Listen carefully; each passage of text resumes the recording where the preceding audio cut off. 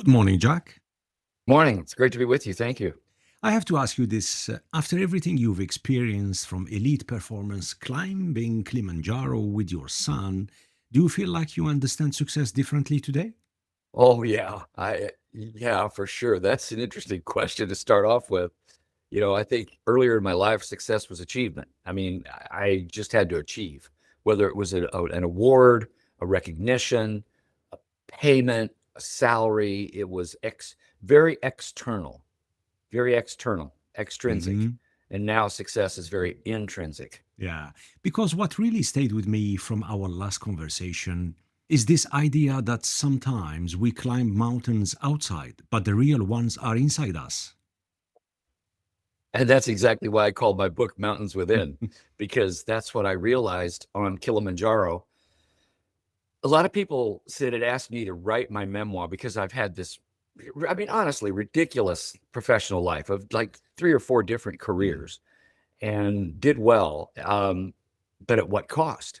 So everybody that was asking me to tell my story only saw the really cool stuff on the outside. They never saw all the internal strife and like the relationship problems, the problems I had with my dad. And so it was on Kilimanjaro that it really hit me that what I was experiencing on the mountain was exactly like my life. There was exhilaration, Mhm. yet anxiety.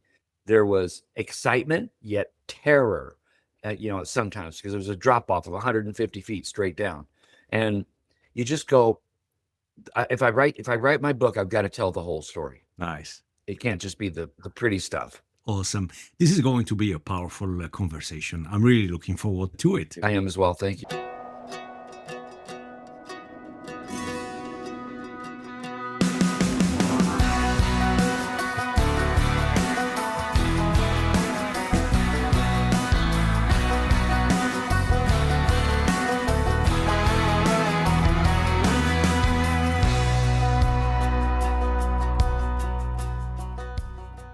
The following is a conversation with Dr. Jack Groppel, a pioneer in sports science and human performance and author of Mountains Within.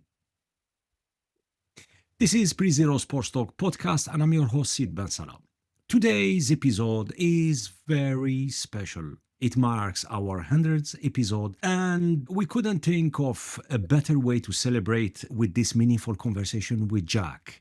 Thank you for tuning in and subscribing and supporting the show. Your support and financial contributions help us bring authentic voices, real stories, and conversations that go beyond the game.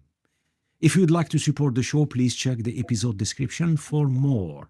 Jack, welcome to the show. Well, thank you so much for having me, Sid. I'm honored to be with you. You had an extraordinary journey from shaping modern sports science to writing Mountains Within, which is a deeper personal story. So I'd like to start at the beginning. When you look back Okay. at your early years, what was driving you back then? Well, it was interesting. I was a very typical young lad growing up. Parents were middle income. There's a picture of my childhood home in my book that we didn't have significant means at all. Dad was a public school teacher, and mom worked early in my life. She worked at a shoe company with leathering and things, and then she became a bookkeeper. But my mom never had any college degree. My dad did, obviously, to teach in school. All of my family were farmers. We lived in a very small community, but everybody was farmers, grandparents, cousins, uncles, aunts. So we would visit their farms constantly. And I basically grew up on farms. So a very, very typical, Midwestern USA kind of a young life. But then my father was a really hard charger, and he definitely believed in spare the rod, spoil the child. Um, and there's one story I tell in the book. I was probably about 6 years old that I misbehaved. I did something wrong. I'm not going to take your listeners into that, but I got the beating of my life, and I was bruised for weeks. I mean, it was truly a beating. But and for whatever reason, Sid, I don't know the answer to this, but for whatever reason, instead of cowering and being subdued, I said in my little brain, I'll show you. Right. I'll show you that I'm worthy. I'm going to show you that I'm a good, valuable, my worth, my self-worth. And it was like, I'll show you. And I did it right away. You understand that happened probably on 6 years old, I think. But I got into scouting in the United States, and I fast tracked. I became an Eagle Scout, Sid, at 13. That's Wow. unheard of. Wow. I would never recommend anybody try to do that. And in fact, Sid, I intentionally received my Eagle 1 week before I turned 14, just to show my dad, just to show him. And so this thing didn't this achievement addiction didn't just start and slowly simmer. It happened immediately. And then you see, I'd also seen my dad as here was this school teacher, but my dad had 21 beagles, 21 dogs, and he ran them, he trained them, and I watched him train them in what was called field trials. Now, what a field trial is for your listeners, there is no shooting. You're not killing anything, but you release a rabbit and the dog is released at the same time or a couple of seconds later, and the it's a time trial on how fast the dog can herd the rabbit back to the hunter, so that if you Right. were hunting rabbits, if you were shooting, it's a that's when you would shoot the rabbit. But there is no shooting in these time trials. So the rabbit's released, then the dog's released, then it's a time trial. Well, Dad, his kennel was called Shady, as in shade of a tree, Shady Dale, as in a meadow, Shady Dale Kennels. And he had one dog that he named after President Eisenhower's nickname. So the dog's name was Shady Dale Ike. Right. Well, Ike became a national champion. Your listeners can look this all up. Ike became a national champion. I saw my dad beaming. There's a picture in the book of me at 5 years old of holding Ike's tail and my sister holding Ike's head with all of Ike's ribbons and trophies. And my dad was so proud of Ike. And here I am, my little brain is getting molded. Dad is so proud of all these accomplishments. And um, and then when I was 8 or 9, Dad decided he wanted to take a job in a little larger community. He couldn't take the beagles with him, so he had to sell the dogs. So now I'm seeing my dad sell Ike, which in my brain, that didn't make sense until we drove to Niagara Falls and we met with an owner across the border in Canada. And I saw him give my dad, and this is in the late 50s, $900 in cash for Ike. Wait. Now that's the That's equivalent of $11,000 to twelve thousand yeah, that's a dollars in lot. today's money. That's a lot It of is. money. And that was my first entrepreneurial lesson. So here I am before I'm 10. I developed this attitude of I'll show you how good I Yeah. am. It, And I'm seeing the entrepreneur's thing of create something and sell it. Um, and then it was like, okay, I was a baseball player, but I was good, but not great. But then they made me take tennis lessons, Sid. My parents made me take tennis lessons when I was 11, and I hated it. I it hated was it like because a I was a baseball punishment, or player. Well, I don't know. Mom and dad, for whatever reason, and they never were. I asked them this question, but they were never able to explain it. right, But here today, when tennis is the sport for a lifetime, my mom and dad said that right. to me. Here I am, 11 years old, and my mom and dad said, "We want you to take tennis lessons." And I'm kicking and screaming because I'm in my family. You either played football or Baseball, baseball. yeah, You didn't. Yeah, you didn't take up. And we lived outside of St. yeah. Louis. So the St. Louis professional sports arena was just a mega, a mecca of just incredible sports. And, and, but for whatever reason, I gravitated to tennis. I liked it. And then I met a friend, Bill Wicks, who's a dear friend to this day. I'm the godparent to his children.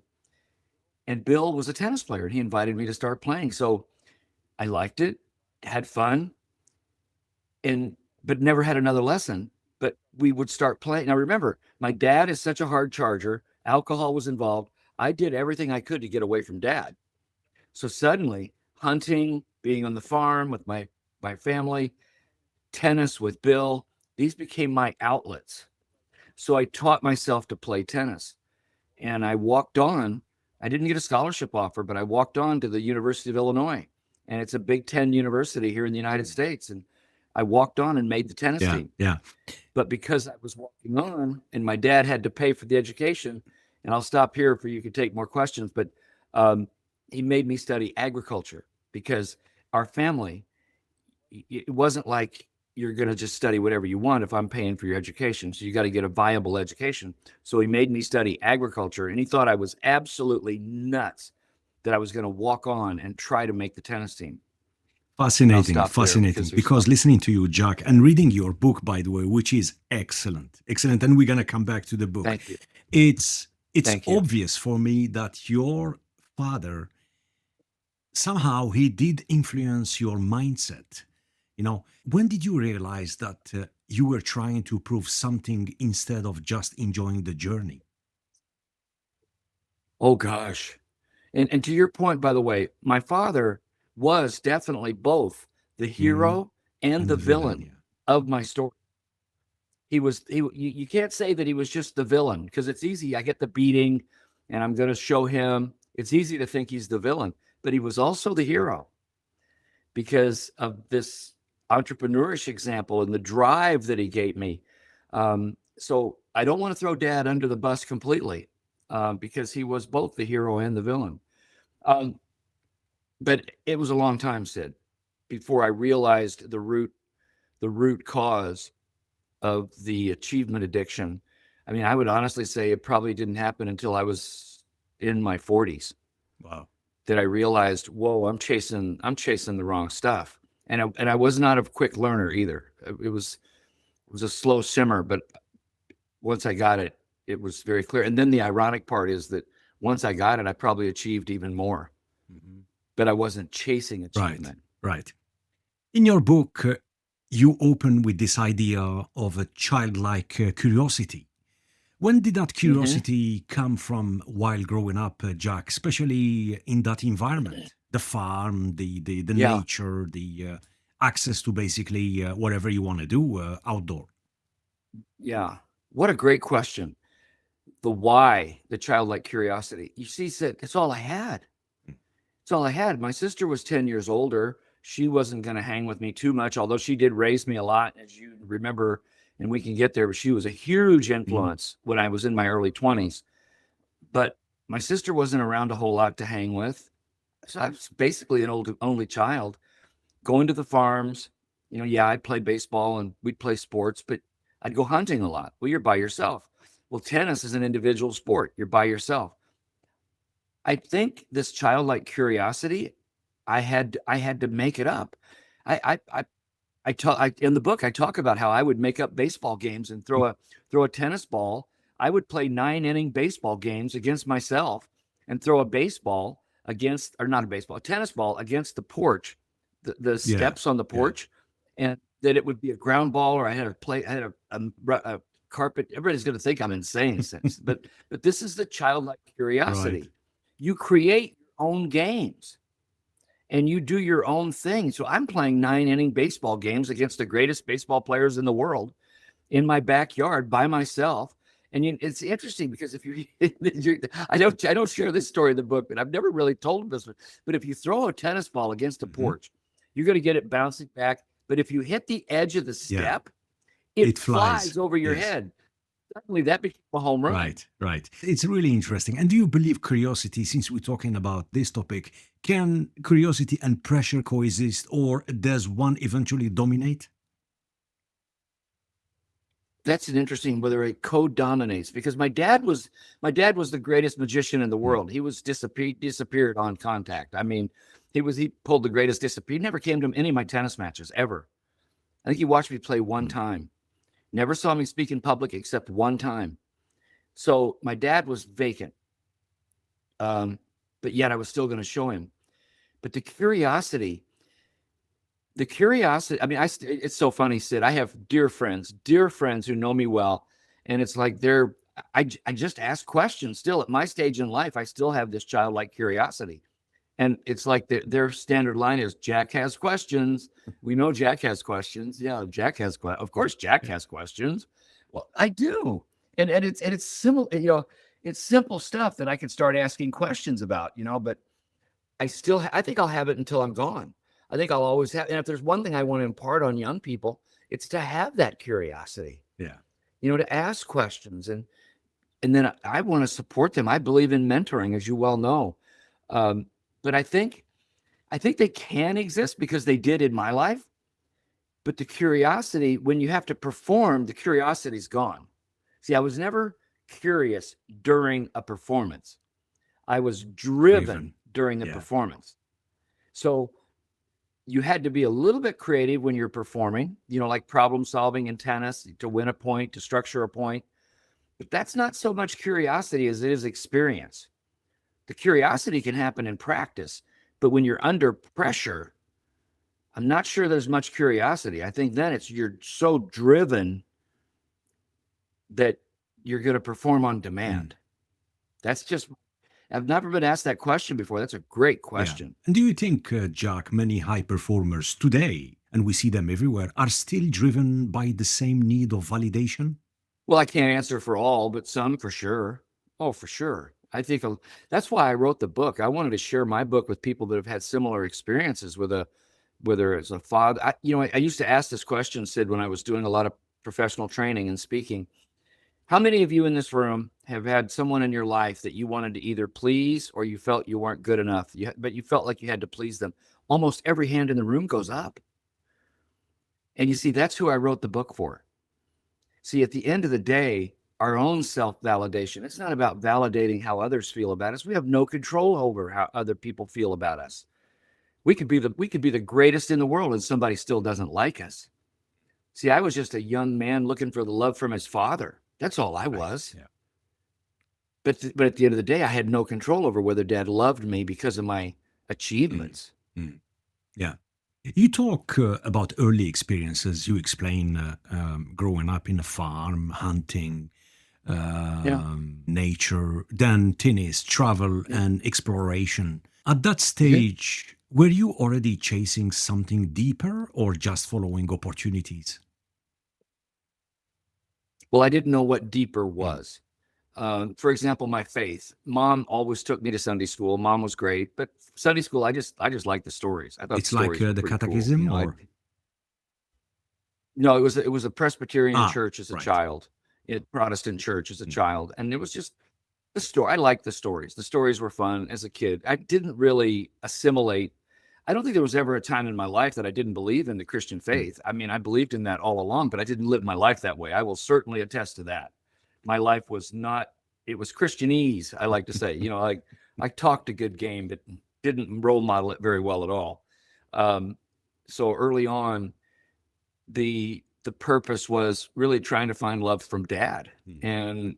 But I was so driven that I needed to get this. I needed to be able to do this. And dad, look what I did. And then instead of I never got a congratulations from him ever. The best I'd ever get was, how about that? Sounds very familiar, That was by the way. Oh, okay. Yeah. Okay. Well, see, you're who I wrote the book for then, Yeah, right? absolutely. Um, but but that was the biggest form of congratulations I ever got from my dad. How about that? When did that? Never heard well done, son. Never heard well done. That's why I say well done all the time to Yeah, people. I say that was really well yeah, done.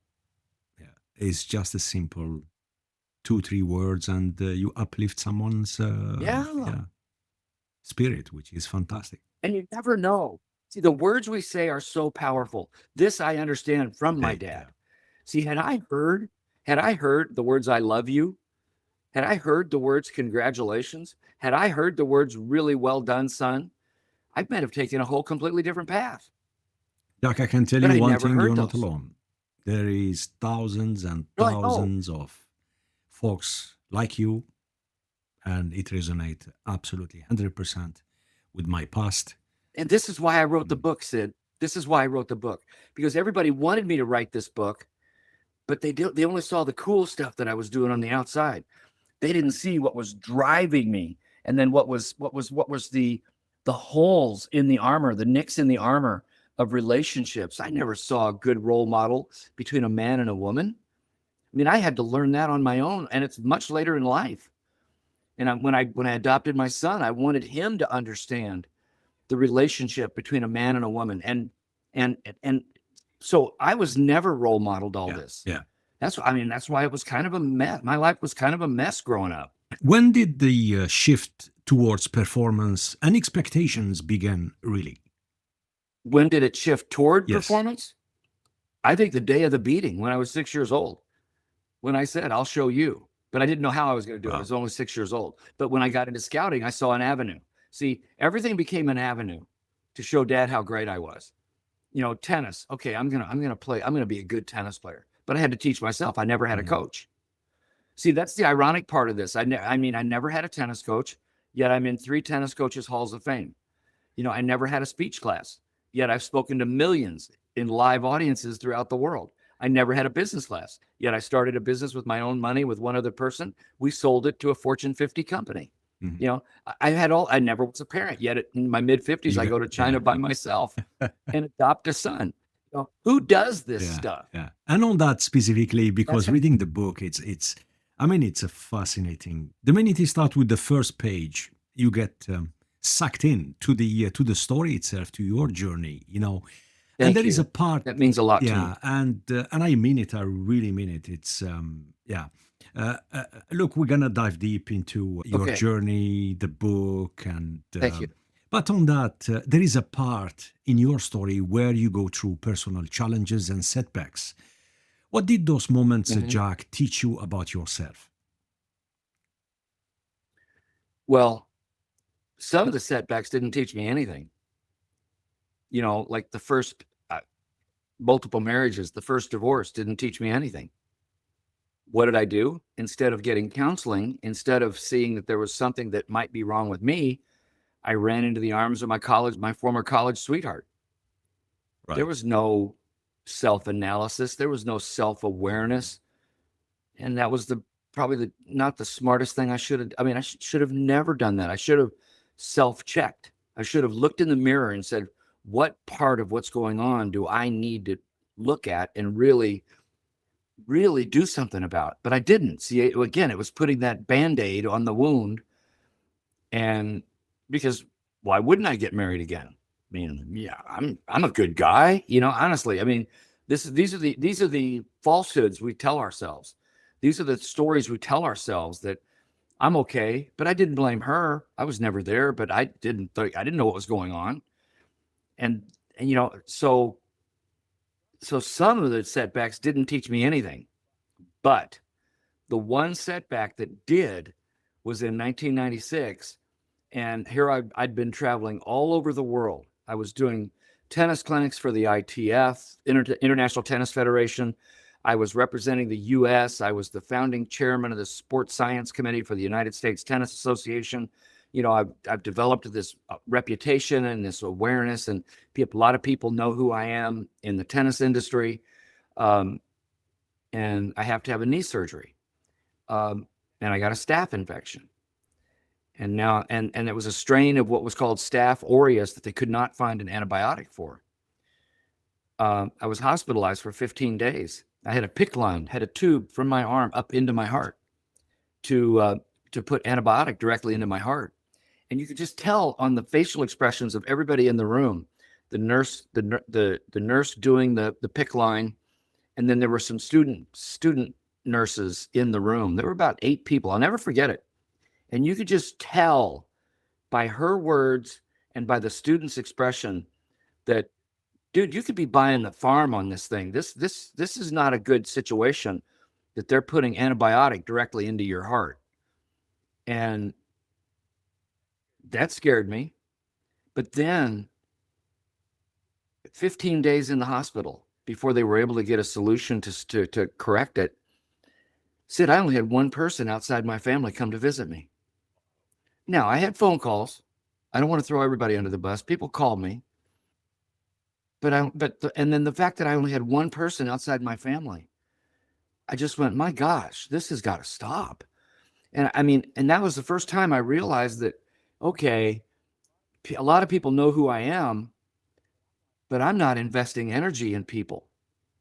And now I have no problem saying the words I love you to someone who's just a close friend, and they know what I mean. It's not romantic love, but I want people to know the love I have for people that are close to me.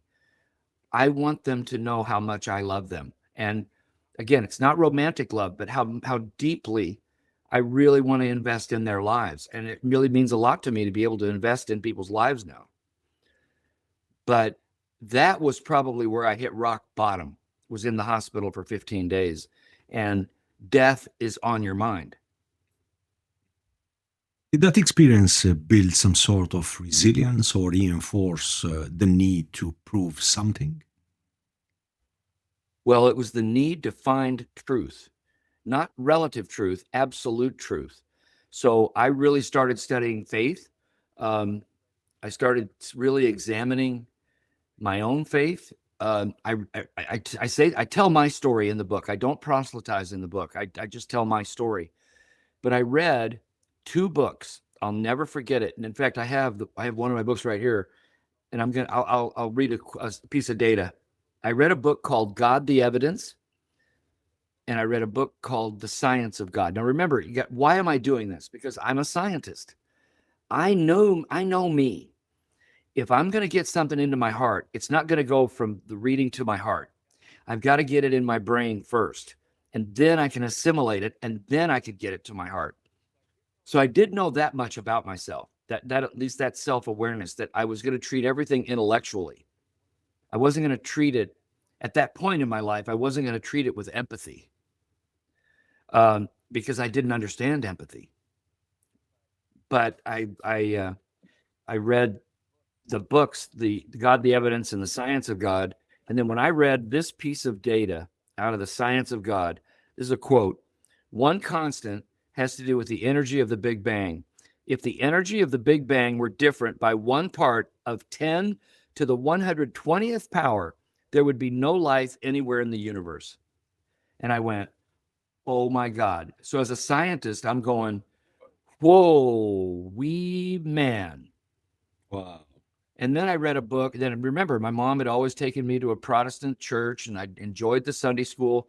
So I read a book by Lee Strobel called The Case for Christ. And that got me on a mission to start getting more connected. And then there was a pastor by the name of David Lovelace. He was the senior pastor at a local church, and he took me under his wing. Yeah, and by the way, this is the role of mentors. He took me under his wing, said he didn't know who I was. He's got all these men that have been Christians for years and years and years. And he's got this guy in my 40s, and I'm just like a lost soul. But he knows I have this thirst, whatever it is, this thirst, coming back to the childlike Yeah. curiosity. I had this thirst, and he took me under his wing. I mean, why? What did he see in me? I have no idea to this day what he saw in me, but thank God he did. And then I became baptized, and then that was really, I mean, monumental for me. But then going to China 10 years later to adopt my son was just, that was Yeah. by myself, was just the It's icing on the it's cake. interesting because yesterday was the Easter Sunday, and I Right. wrote a piece on Substack and just kind of reflecting on the whole Holy Easter, put it this way, from Palm Sunday all the way leading to yesterday. And I wrote a piece, and a part of that piece, it's science and faith, how versus why, you know. And it's interesting you're talking about Big Bang, and yeah, it's something that really fascinates me. Like I started that segment with a common assumption today is that science replaces faith. That is not accurate. Science explains processes. It Oh answers yeah. how the universe develops, how matter behaves, and how life evolves. But it does not answer why anything exists at all. Even the Big Bang theory does not resolve this question. It describes expansion, not origin. It explains development, not existence itself. If the universe cannot explain its own existence, its explanation must lie beyond it, not in something but in someone. So science and faith are not in conflict. They operate at different levels. Science describes reality, faith reveals its meanings and origin. So, yeah. I love that. That's well done. And all these things come after decades of and since we have something in common, we are from the sports industry. I'm still Yeah. since 3 decades now, and it doesn't matter what you do, it's just you learning every day. But then the minute you hit that wall, and the question of why instead of how big keep growing in you, my God. you know Well, and it's so interesting because this whole growing anew each day and improving yourself each day, people want to be perfect. This perfection. We never will be. We are imperfect. And then when I get pushed on this, I actually can shut down almost any conversation. You know how? And it's a little bit yeah, crass, but I don't care. There was only one perfect human being that ever walked the earth, and we crucified we him. did. We did. For I yeah, mean, let's just let that sit yeah, in. yeah, yeah, yeah. That we will never be perfect, but we want to try to get toward perfection when we go to heaven and we sit next to him and we're there. That's what we're striving Mm, for. mm, We live in an imperfect world, yeah. and we're always striving to be Hmm. better. Hmm. Fully agree with you. Jack, you took a non-linear path before finding your place in You sports think? science. What was that turning point for you? Well, again, I was one of the first ones. There was no sports science. It was just really getting started. And I mean, the joke is it's such a joke because and God's sense of humor is endless in my Mm, life. Because here I'm going to play tennis. I'm going to show my dad I can play tennis at a Big Ten university. I'm going to show him, and I make the team. And now I got to go to school. I don't want to go to school. I want to play tennis. And school's hard. I mean, this is a Big Ten university in agriculture. It's a world renowned mhm. university. School's hard. Yet all I want to do is play tennis. And and but I get my degree. I made the team and played. I had a lot of fun playing tennis and traveling and getting to play against really good schools and just great. My tennis life was just fun. I was never the greatest in the world, but I was fun. I had fun playing tennis. And then I graduate. Okay, I got a degree in wildlife biology. Mhm. Okay, I apply to every national forest, every national park service in the United States. I can't get a job. All the hippies got all the jobs, Except Sid. you. Yeah, I wasn't a hippie at the time. I was a pretty straight Yeah. laced kid. I wasn't too, uh, I was a normal kid. Not, I wasn't wild yet. I got wild later. Um, and so I got my degree, applied, couldn't get a job. I got one job offer. And you got to, let me step back for your listeners just a second. And this is all explained in the book. When I was 16, my father wanted to build character in my life. He made me work he got a job for me at the National Vinegar Company. Well, one of my jobs was to climb up into 50,000-gallon vinegar, big Okay. barrels, vinegar vats. And I had to climb down in it. Now, you're immersed in Oh vinegar, my God. and I had to wash the walls down because the smell was just Wow. overwhelming. You have to wash the You walls had to down wear a and get mask down, and then or you've got no, we didn't have masks in those days. You have to water the walls down, and I reeked of vinegar. It was in the pores of oh my my skin. God. Yeah. To this day, I can't stand vinegar. To this day, but so I'd get down. Then what I had to do, I had waders on. In the bottom of the container was what they called vinegar mud, and it was 12 to 18 inches, and I had to squeegee it out of a bunghole about Oh, this oi, oi, big oi. in the It's all the vinegar sediment, it's all compressed at yes, the it's exactly bottom. it's the fermented Ow. apple sediment. Oh, it's just awful. Disgusting. So I had to do that, and so now let's fast Yeah. forward. I get this one offer, and it's at a meat packing plant, and they're taking me for a tour. It's really an elaborate farm. This is what I grew up with. And we get to my job description, and one of my job descriptions was to shovel pig manure. Oi. And I'm going, well, this is like cleaning vinegar out of a vinegar vat. I said, I'm not doing this. So I turned the job down, the only job offer I had. And I So what do you do now? I go back to grad school. So now my brain is calibrated that I'm going to study migratory habits of wildlife. But and the only population genetics program was in the dairy science department in animal science. So I got in that, and I had a research assistantship, and one of the jobs was that I had to change. So if you're going to study population genetics, you have to study breeds of animals that procreate very rapidly, so that you can look at how generations change. You can look at the effect of pesticides, for example. You can look at over generations of animals of breeding. And so here I was, 22 years of age, and one of my jobs, well, let's have a little fun. There was one job I had a one-off, and it was the summer I got the job. So I have to get into a truck with another grad student. We're driving from Champaign-Urbana, Illinois to St. Cloud, Minnesota, about a little over 9 hours Oi. drive within a Yeah. truck. In the back, we've got straw because we got one job. Because remember, I'm in genetics. We're in population genetics. We're going to drive to St. Cloud, Minnesota, and we're going to pick up two twin, so they're genetically identical, two twin Holstein calves. Okay. We drive up, and the grad schools from another, the other grad students from another country. We had all these cultural differences, and here I am, this farm boy from Southern Illinois, and I mean, we're trying to get along. We're doing our best. And we get there. We get the calves the next morning about 4:30 in the morning from the dairy farmer. We tie them. We get them into the car. We got water and food in the truck, and we take off. Well, like 5 minutes later, now you got to understand. Put yourself in the calves' place. They're scared out of their minds. Mom is no longer there. Their other cows aren't any longer there.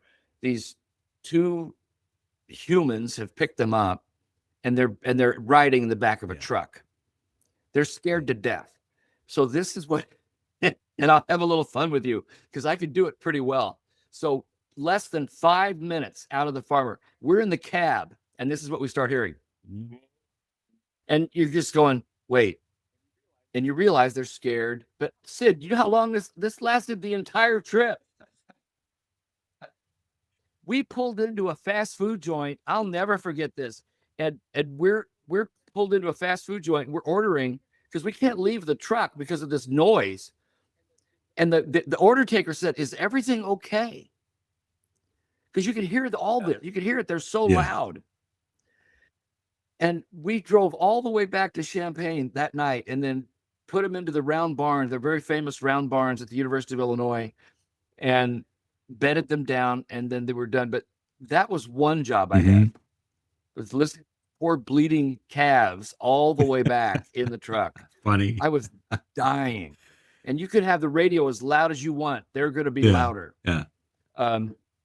So anyway, they're children. Yeah. They're children. They're just screaming. So anyway, that's one. But then the story that really got me, again, 22 years old, I had to go to a lab 3 to 4 days a week and change the flour in test tube, just flour, because there was a beetle called a flour beetle. Its scientific name was Tribolium. And what they do, they're very good for studying genetics because they breed very quickly, and you can get generations very quickly. But my job as a research assistant was to change the flour for the beetles. So here I am at 22, creating a romantic environment for beetles to have sex and procreate and mate, and then separate them, mid-act, I don't know, but separate them. And then, and I'm just a mess. I'm crying myself to sleep at night because this is my life. My sister, bless her heart to this day. And now I know that's a long answer, but this is how I got involved in sports science. Bless my sister's heart to this day. Remember, she's 10 years older. She says, "Jack, what would make you happy?" And I said, "Sis, all I want to do is play tennis." Well, I wasn't good enough to play professional tennis. And she said, "Well, why don't you go talk to the people in physical education? I'm sure they have something around tennis or something." Within the same university. Right. Yeah, same university. Go talk to the head of a different department, different college. And I first thought it was Dad will kill me because Dad just didn't believe physical education was a viable career. Remember, he's a public school teacher. Yeah. He just thought a PE teacher was, you roll out the ball. He had no idea. Yeah. That was his experience, his lens. And I just knew that that would not go pretty when if I told him that. So she said, Jack, you don't know. My sister, I mean, God bless her. She said, you don't know what you don't know. Go ahead and go talk to them. Just talk to them. So I made an appointment. The department head met with me, and I knew right within seconds it was the right decision. Wow. He started, I said, do I have to be a PE teacher? You know, and I'm holding my head like Yeah. this because Yeah. of my Thinking dad. about your dad. Yeah. He goes, he said, no, you could be a coach. Right away, I lit up on that Mhm. one. He goes, you could be a coach, you could be a consultant, you could go into industry. Corporations are getting more involved in fitness and education. He said, I think what you should do is you should you should take some classes and Mhm. see, but there's all kinds of different careers. And he said, how does that sound to you? And I said to him, his name was Dr. Rollin Wright. And I said, well, Dr. Wright, I'm so honored. This is so great. I don't know how I'm going to pay for it Mhm. because I don't think my dad's going to Yeah. support me. And he said, did you say you played tennis here at Illinois? I said, I did. He says, all right, well, I need somebody to teach my tennis activity classes. Here's what I'd like to do for you. I'm going to waive your tuition and fees, Wow. and I'm going to give you a small stipend. Would that help you? And I'm just going, thank you, Jesus. You have got to be kidding me. I mean, I was in tears. I was in tears walking out of the room. And but he said, but you know, you really have to see if this is the right place for you. So you're going to take human cadaver anatomy, which was a little bit Mhm. off-putting the first time I saw a dead body that I was going to actually dissect. You know, we were going to be doing dissection of a person who had donated her or his body to science, and exercise physiology and kinesiology, the three hardest courses. I had to take them. I fell in love with it, and I got straight A's. Fantastic. Now, at the end of that first semester, I can see this happening. Dr. Charles Dillman, who I talk about in the book, he said 17 words to me that the University of Illinois, I was a distinguished alum last year, Sid. That was the greatest honor of my life. It's becoming a distinguished alum at a Big Ten at Illinois, which is where I played tennis, and so much of my life was molded there to become the distinguished alum. Anyway, they said 17 words. Chuck said 17 words to me. He said, because he knew my background in tennis, he goes, if you apply yourself, you could one day become a pioneering leader in the science of tennis Mhm. performance. And that was all it took. I created my own career. I just knew the one word that hit me then, Sid, and I think this is important for people, is quality. Whatever I did had to be the highest quality possible because I'm going into a field that really is new. No one was really doing this in tennis. It had been the former Soviet Union and the former Eastern Bloc countries had been doing quite a bit, some of it illegal with ergogenic aids and steroids and things. But the US was just embryonic in the field of Yeah. sports science. By the way, It was going to be the when I studied the sports science and technology, my top professors, most of them, they were from Russia, from the Soviet I'm Union. not surprised. Yeah. Yeah. One story that I tell in the book is in 1976, my dissertation advisor, Robert Singer, and I drove. I went to Florida State for my Mm. doctorate, and we drove from Tallahassee, Florida to Quebec City, Canada. The Olympics that year were in Montreal, but the Olympic Scientific Congress was in Quebec Mhm. City. And I had submitted two papers, and that was the first presentation I ever did. Scientific presentation was two papers, not on tennis at all. One was on Olympic weightlifting, and the other was on ice hockey, the snapshot in ice hockey. Um, but in Quebec City, Bob Singer, who's world renowned in sports psychology, we get to spend an evening in the hotel suite of all the Soviet scientists. And one of them was Dr. Zatsiorsky. You could look his name up. Probably the world leader in It's sports familiar. psychology. Yeah, that name is familiar. Yeah. And yeah, so Zatsiorsky's in the room. Wow. And me, Bob Sick, who was the president of the International Society of Sports Psychology. And we have to have a translator. So because none of us can speak English, and I can speak Russian and they can't Mm. speak English. So we have a translator, and they smuggled in vodka. And so we've got these metal shot glasses that are all iced and refrigerated, and we're Yeah. just downing shots of Russian Yeah. vodka. Like they And I say, mean, I na zdravie. Yeah. Yeah, that's what they were Cheers, saying. Nazrabi. Yeah. It's And familiar. Yeah. Yeah. it's just I can see it happening right now. We're in this hotel suite, and we're just downing shots. My And they brought God. caviar Yeah. and the stories, the laughter. Mm. It was just Yeah. amazing. So yeah, so here I am, this young kid, and I'm being exposed to the top sports scientist in the world. Yeah. Um, and it But was just an amazing look, situation. look, listening to you, number one, let me say that. Number one, shout out to your sister.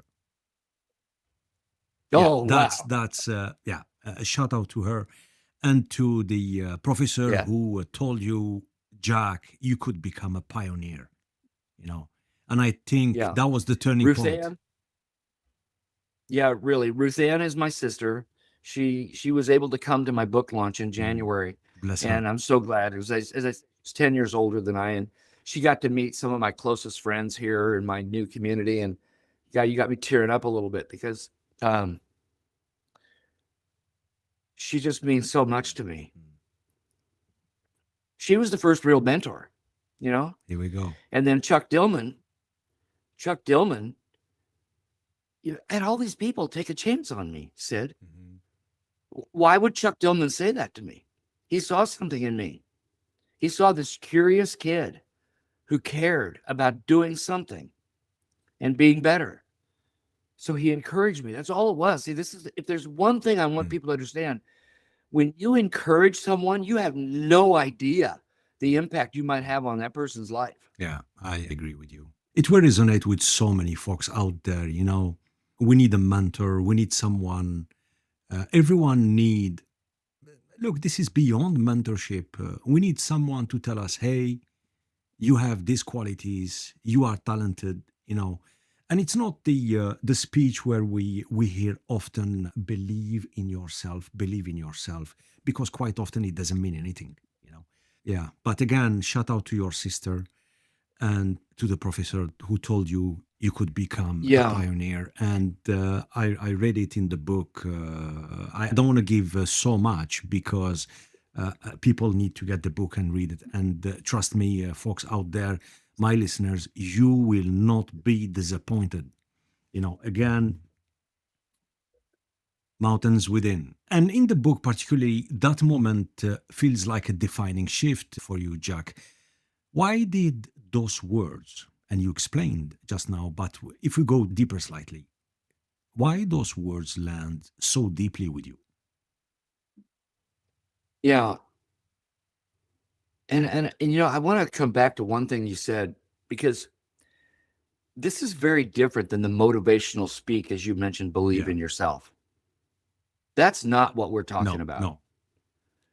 We're talking about relationship and depth of caring.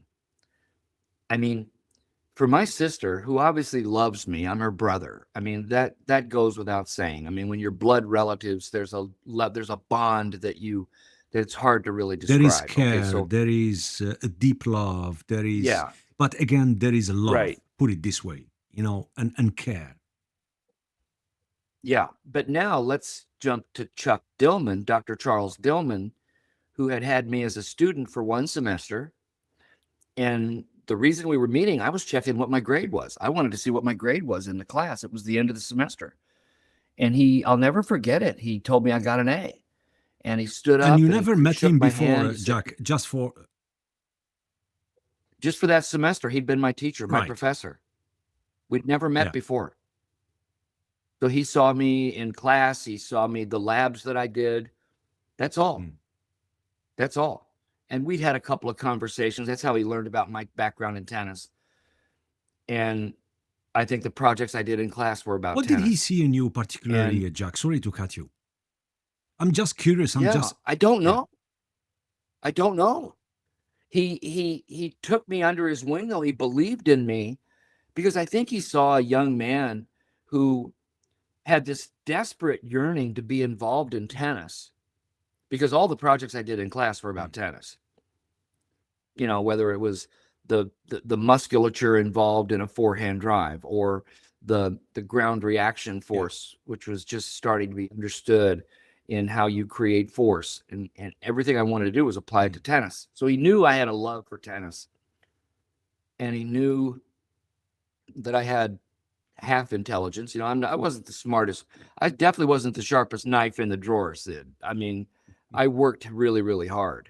Um, I definitely was. I think the curiosity helped me have a little bit above average intelligence, but as just general intelligence, no, I was definitely not the sharpest knife in the drawer. Um, the there were a lot of people that are a lot sharper than I was, as far as natural acuity with brain acuity. But maybe what you But I had, just had curiosity. it's that love and experience as a tennis player, you know, and how you can correlate or what you are studying in the classroom from science standpoint could be biomechanics. I'm not sure if you did that or look. I'm just trying to picture here. I think you had an edge for being a tennis player, and that helped you.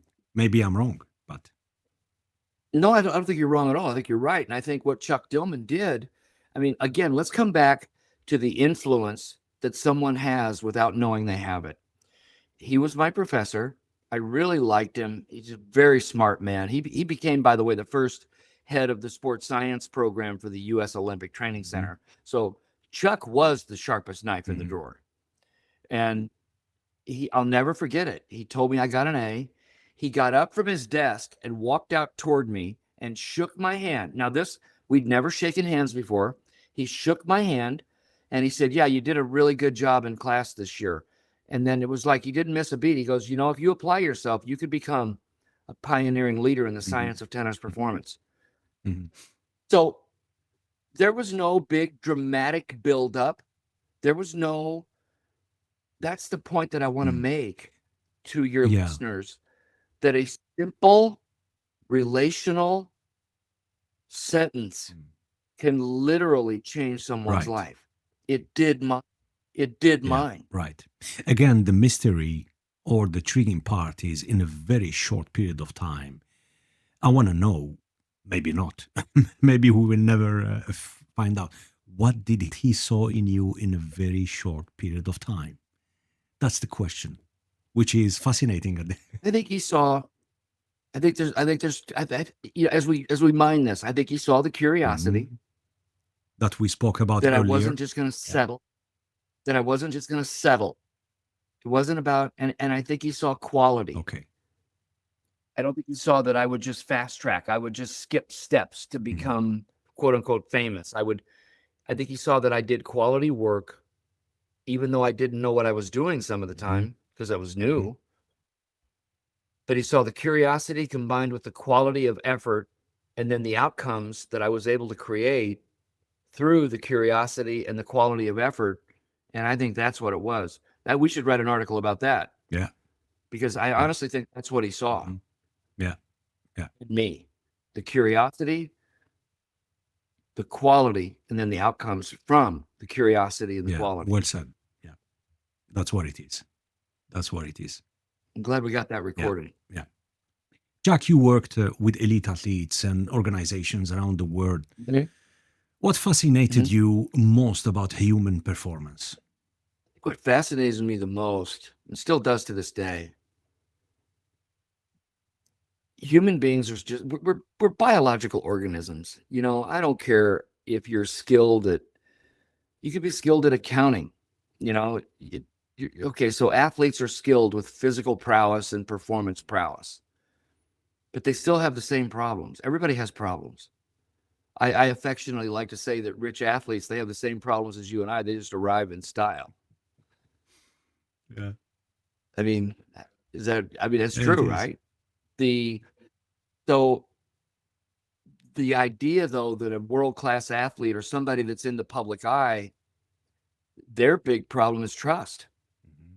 Because see, and rightly so, because people want a piece of them. People think that this is my ticket. I get to work with this world class athlete. This is my ticket. And I won't lie, when I first started working with athletes, I went, "Oh my gosh, this is going to be huge for my career." And They're not really. Nothing's really that big. Everything you do is just another brick in the building you're building. Whether you're whatever it is you do, there's nothing that really, I mean, and I've done a lot of really, really huge things in my career. None of them just set it off. It's just another brick in the building. It's just another brick, But I mean, I had this I'll never forget it. It was in 81, I think it was. I can't remember the exact date, but the very first big name world class athlete that I was going to work with, it came through the back door. It came through an orthopedic surgeon that I'd been working with. And he was a tennis person. And I get a call from him. He said, Jack, I'd like you to work with one of my patients. And I said, okay, what's going on? He says, well, my patient, he's not going to tell me who it is yet. He says, my patient has a tennis elbow. I'm operating on him, but I think he might need to change his technique on his serve. And I was the only one really doing high speed film at the time. Well, Vic Braden was, but not with what the level that I was doing it, where with medical rehab and technique change to that point. Vic was doing great work, but it was a little different than what I was doing.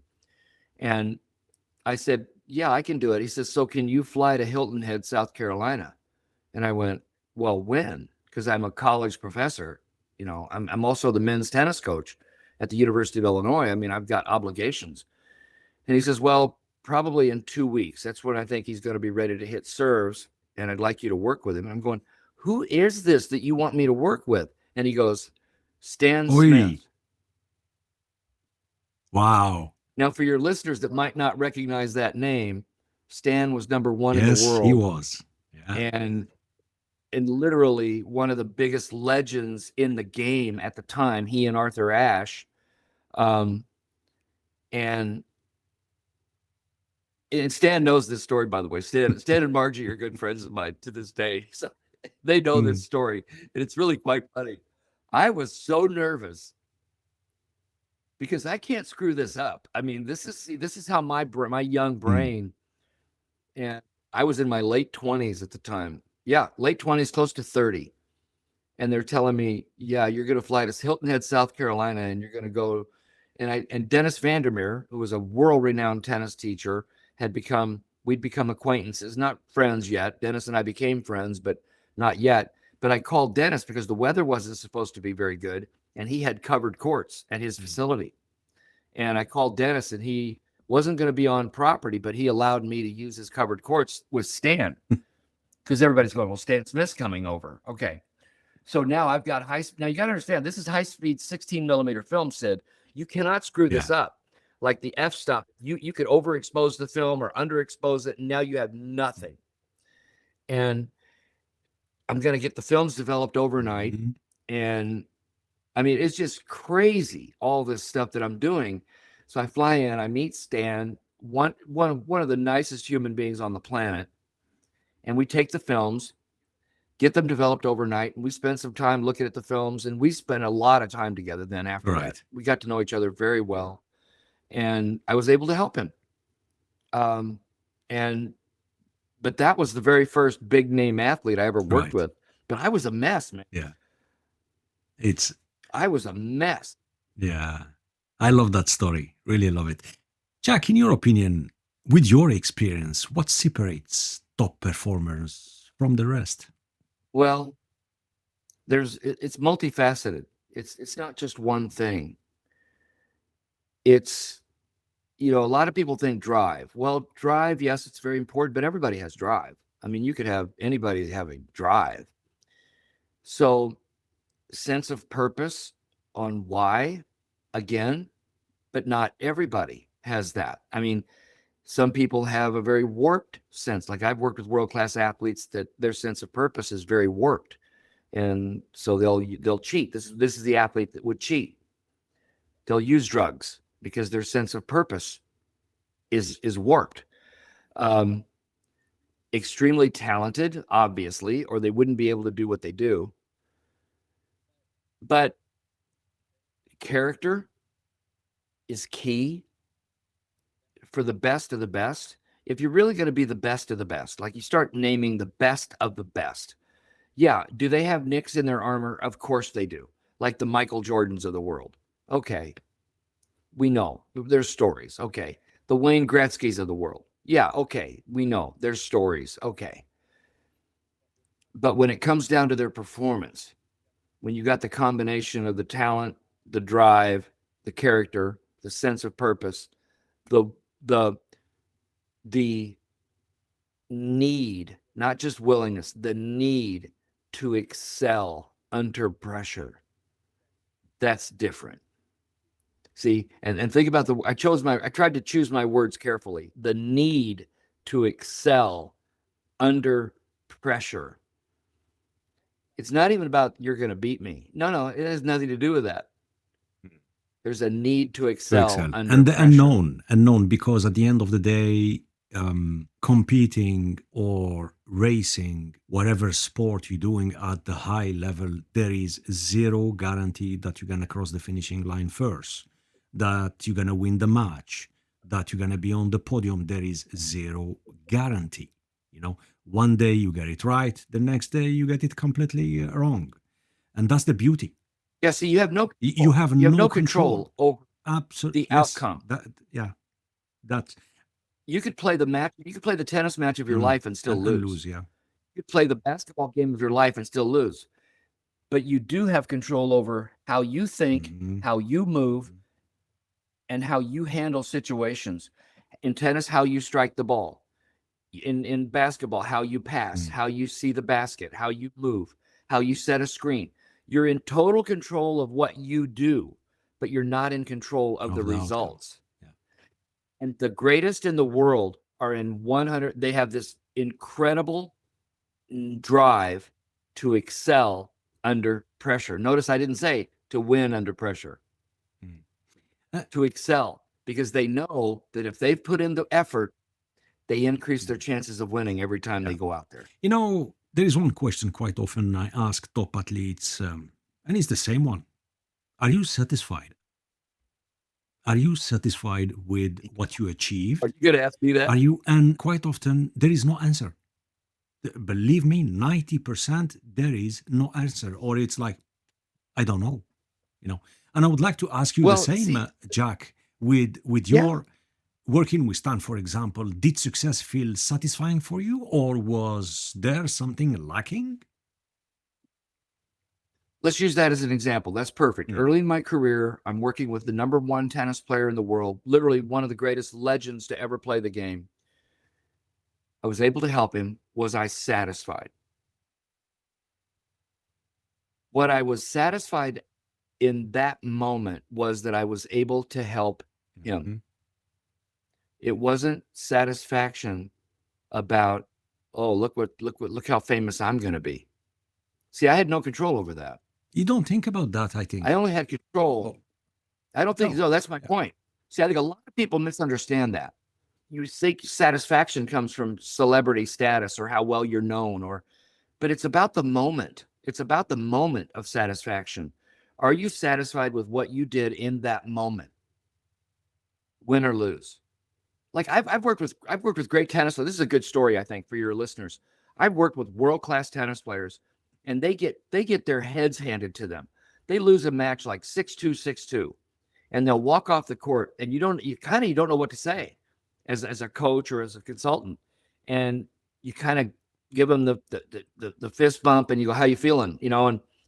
And I will tell you, the coolest answers I've ever gotten, and I've gotten this many times after a bad Mhm. loss, is, I really played well today. I was just missing by that much. And then they go on to win a Right. Grand Yeah. Slam tournament like 2 weeks later because they didn't take that defeat as a nick in the armor. They took that defeat as a learning process that, hey, I was so close today. I'm getting better. I mean, it's like you could just see this little twinkle in the eye that they didn't take the loss as a negative. They took it as a growth opportunity, and that I'm so close. That to me separates the great from the good. Yeah. Yeah. Because in our career, we often ask, when do we ever pause or hit that pause button? You know, I always ask that question when I was hosting major events, almost 90 events a year. And I did that for almost 6 years, you know. And you always ask yourself, what's next? What can I do better? You know, when you know by default that the previous event is successful, like you ticked all the boxes, what's next? And it's the same thing with top athletes. You achieve your maybe your first major tournament or event or whatever, and you keep winning. And then at some point you ask yourself, okay, what's next? It's um, it's a very we live in, and I fully agree with you that you never ever think about when I'm gonna become a superstar. Maybe now I don't know with the digital with the social media, maybe the mindset is a little bit different. I don't know, but in my time, no one cares about how successful you're gonna be. Is you do the job. It's a challenge, like you say. Sometimes the event, the match, the race goes to the wire. It's almost impossible to predict who's gonna win, and therefore, if you lose, or if you are that close, let's say inch to the finishing line, again, you reflect, you study. If you're lucky, if you are well surrounded with professionals like yourself, Jack, so you review, observe, train, roll the sleeves, go on the court, train more, and then you get ready for the next gig or the next match, or yeah, and that's the beauty. You know, there are, and I think again, what causes a world class athlete to try to get better? And in my sport, in tennis, we can use this as an example. Let's go back. Yvonne Hmm. Lendl, for many years, was a runner up in a lot of tournaments. And he realized that he had to get fitter. He had to really improve his fitness level. And he did it. And then suddenly he owned everybody. He improved. Look at the rivalry between Martina Navratilova and Chris Yeah. Evert. Chrissy was beating Martina a lot. And then Martina got really, really fit and started beating Chrissy. And then Chrissy got really, really fit. And then she started winning matches. See, so this whole what causes you to feel like you've got to get better and that excel. And I'm gonna excel. I've got to do this to excel.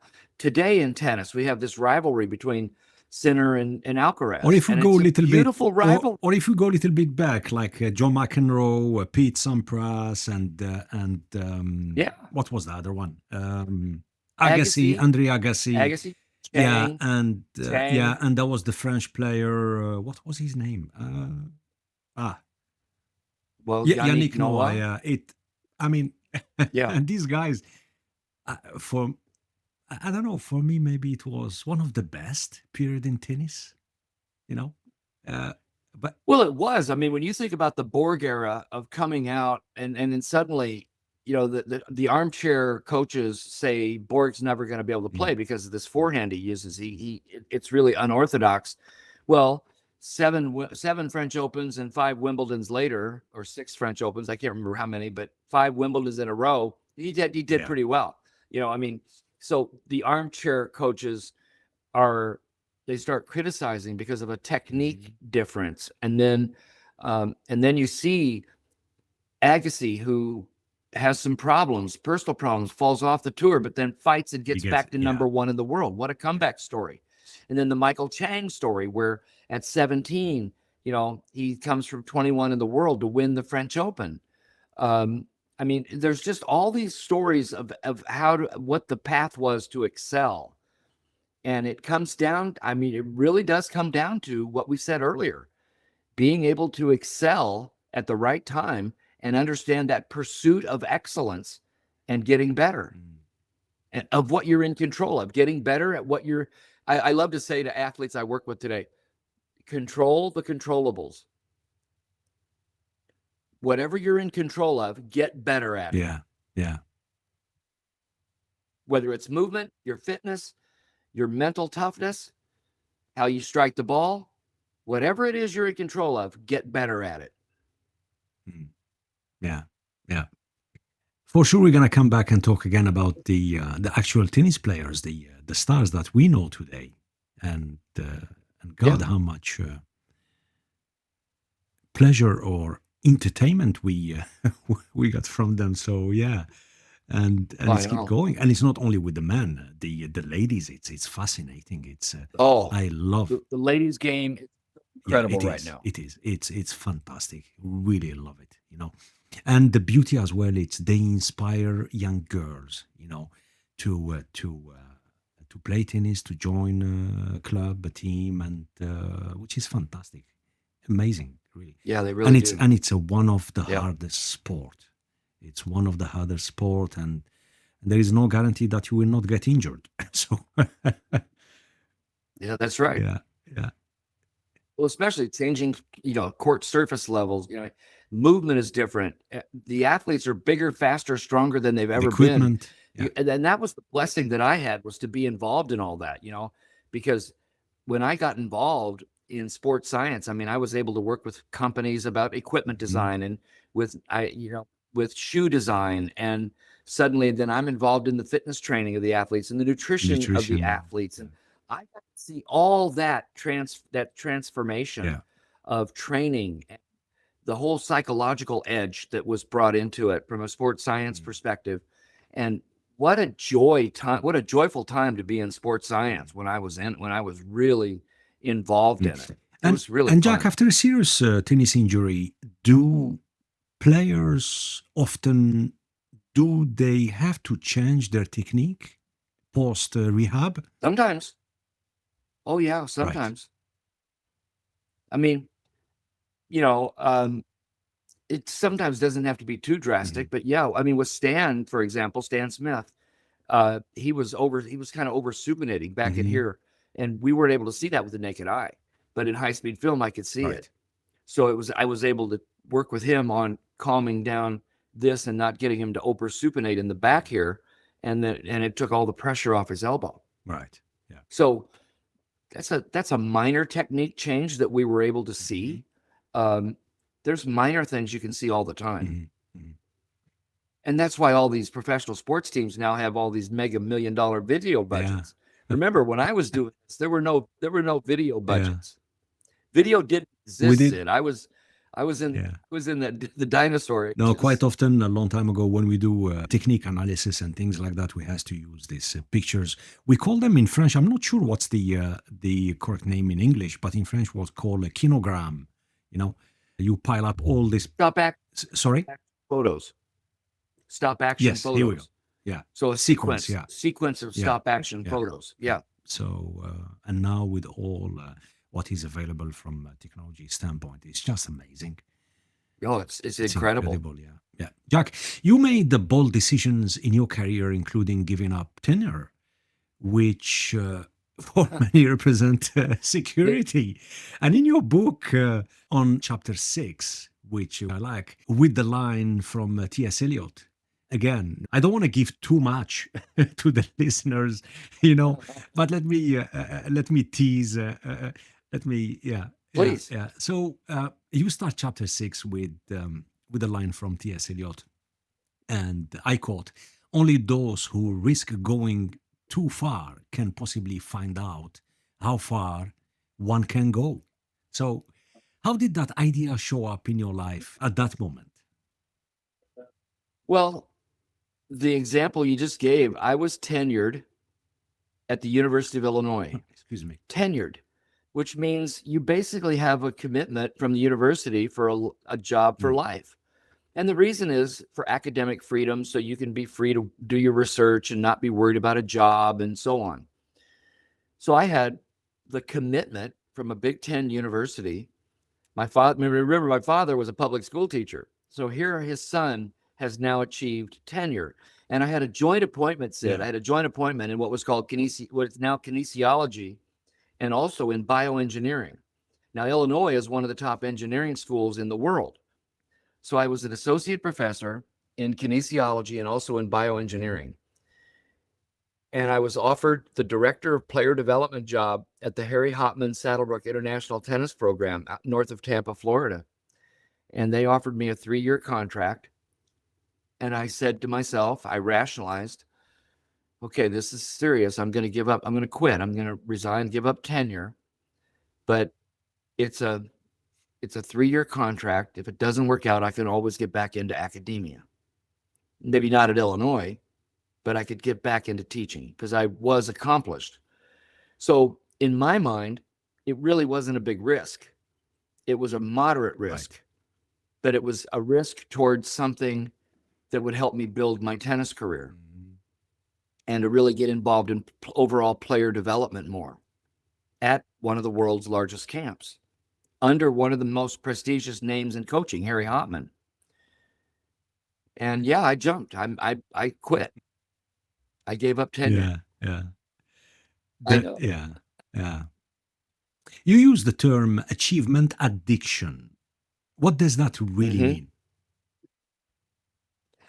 Well, it's just like any kind of addiction. I mean, you can't get enough. You need more. It's like, I mean, I don't want to minimize addiction because it is Mm, real. I don't want to treat it tritely. Alcohol addiction, um, whatever it might be, drug mhm. addiction, it is real. There is a need. In other words, Obsession. the addiction means there's a need, there's an obsession. You have to have it.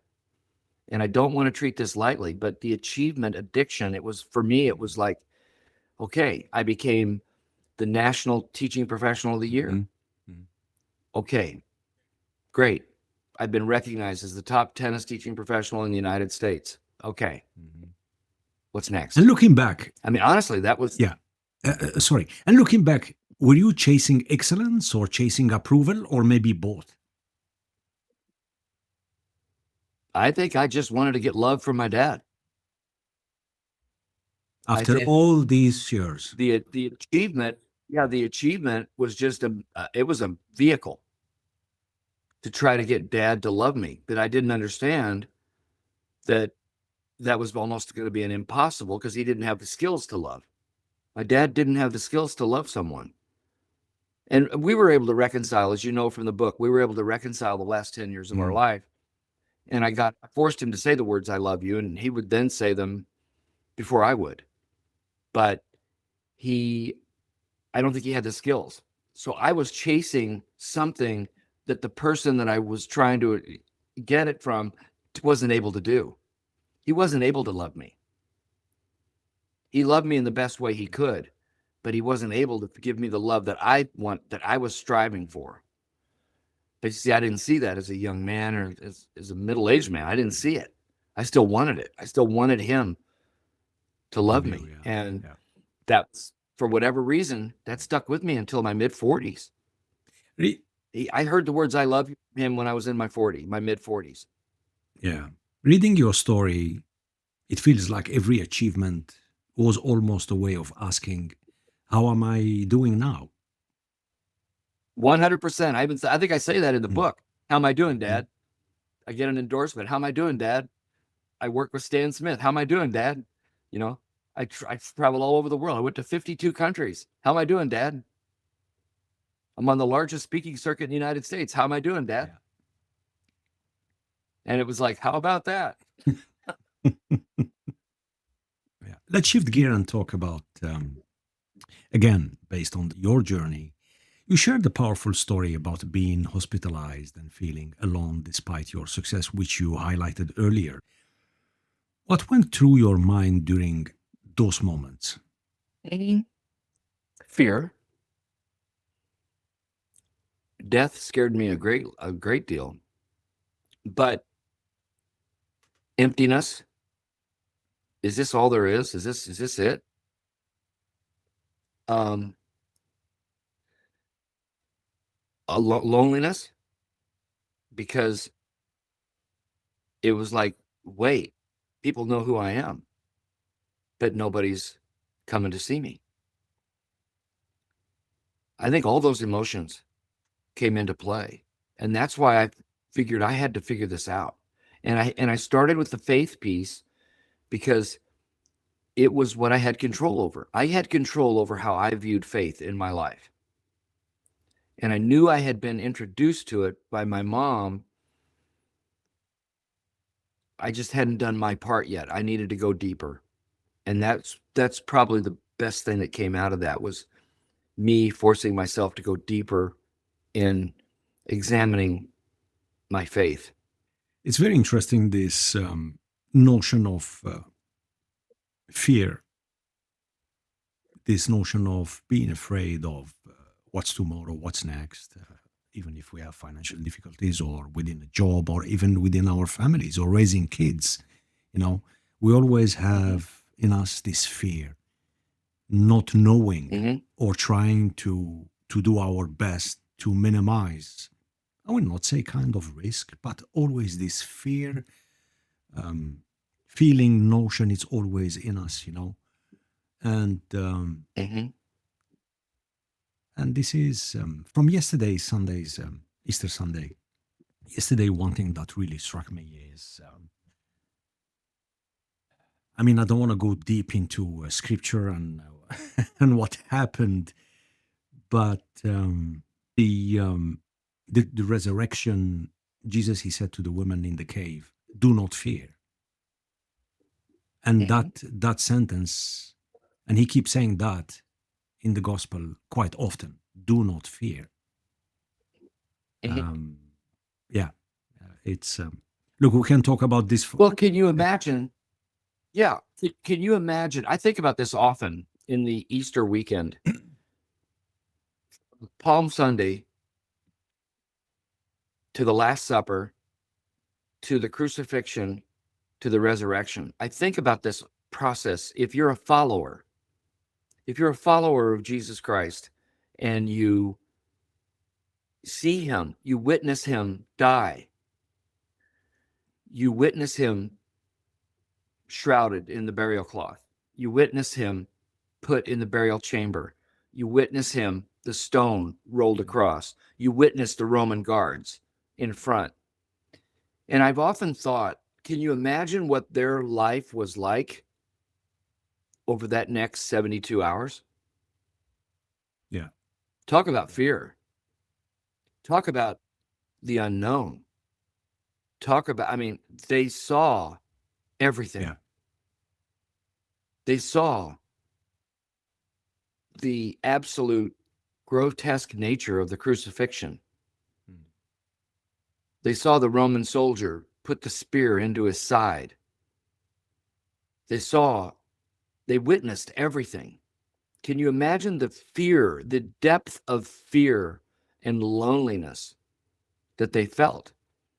And then on Easter Sunday, we're human. See, again, we're dealing with human, the fragility of being human. That there had to be disbelief. They had to be disbelief. The tomb is empty. And then that he appeared 3 different times in front of dozens of people. The idea, and then resurrected. The entire concept of being human during that whole process, you start to understand the depth of the fear and how fear can overtake us. mm. Fear can fear is a great paralyzer, Yeah. It is. It is, and and it's real. yeah, it is real. It's It real. is real, and in the midst of suffering, because we all suffer, and there is no avoidance. It doesn't matter how well you plan your life, you have no control. Like we were talking about the sporting outcome, life as well is the same. You know. Now let's bring this into everyday things like fear of in competition. There's fear of losing because you might upset someone. You know, there's fear. There's actually a fear of winning Mhm. when you get ahead in a sporting event. We've seen it numerous times over the years. I mean, dozens and dozens every day. You're ahead and then you lose. The fear of putting it away, the fear of finishing it off. There's an actual fear. There's a fear of, well, how am I going to play in the wind today? There's a fear of you're playing a better opponent on paper. There's a fear versus what you're in control of. See, this is the idea that fear The very famous quote from Franklin Delano Roosevelt after Pearl Harbor. The only thing we have from fear, greatest fear we have is fear itself. Yeah. There's a lot of truth there. What is it you're afraid of? I often ask young athletes who are struggling, what is it you're afraid of? And they'll write down, I'm afraid of disappointing my mom. I'm afraid of disappointing my team members. I'm afraid of disappointing my coach. I'm afraid of letting my school down. And then I actually have them write down, okay, what if the greatest thing, what if your greatest fear comes to truth? What is disappointment from your mom going to look like? And I have them journal it. And then they find out that mom's going to love them no matter what. Oh, so I'm not going to let mom down. Okay, what's the greatest disappointment from your coach? You're going to let coach down. Okay, then we have a conversation with the coach. Coach is still going to love you after today too. And then suddenly, all the things that they're afraid of, I see you smiling, Sid. All the things that they're afraid of. I mean, I often used to do this with people. How many of you have ever worried about anything? And everybody raises their hand. We're just sure we've worried about stuff. And then I ask people, how many of those things in your life that you've worried about really transformed into something you should have been worried about? None. Yeah. And if we have to None. ask, how do we cast out fear? And not to worry too much or put too much, knowing that you've done your best. It doesn't matter which field you are. It doesn't matter. Could be at home, at work. Yeah. And this is why we spoke about it earlier quite deeply, about purpose, about the why. And I believe. Yeah. And how you overcome fear is deal with what you're in control of. Yeah. You're not in control of. See, so these young athletes that I've worked with, where they're afraid of disappointing their mom, suddenly they realize that mom's not going to be disappointed. And even if she is, they have no control over mom's disappointment. All they have control over is themselves. They don't have any control over if their coach is disappointed. They don't have any control if their team members are disappointed. They only have control over what they're going to do. And they're going, oh, okay, then I'm going to be my best self. Yeah. And then suddenly you've got this athlete that you're going, who are you? And what have you done with the young person that I'm just talking to? Because they've understand that this fear thing is so much out there and they have no control. They're fearful of things they have no control over. And suddenly they start performing out of their mind because they've eliminated all the fear components. Yeah. Jack, how did faith reshape your life and decision moving forward? You explained earlier to our listeners when you started exploring faith and deeper meaning. How do you see the impact, let's say positive impact, in your life? Well, for me, again, telling my story, I no longer had to please my earthly father. It was about pleasing my heavenly Father. And I'm saved through grace, not by works. So the idea that the grace that I've been given and the mercy, it's undeserved. It's undeserved grace. It's undeserved. It's the merits don't deserve the grace. So I've got grace no matter what. So the idea that I just need to live a life of faith and be faithful and purposeful toward faith and let life fall where it may. Do the things that I'm supposed to do. So good works happen because of your faith, not to get faith. You're not trying to earn your way. You can't. You've already gotten there through the grace. So now you want to do really good things because of your faith. And that has just that was just a game changer for me.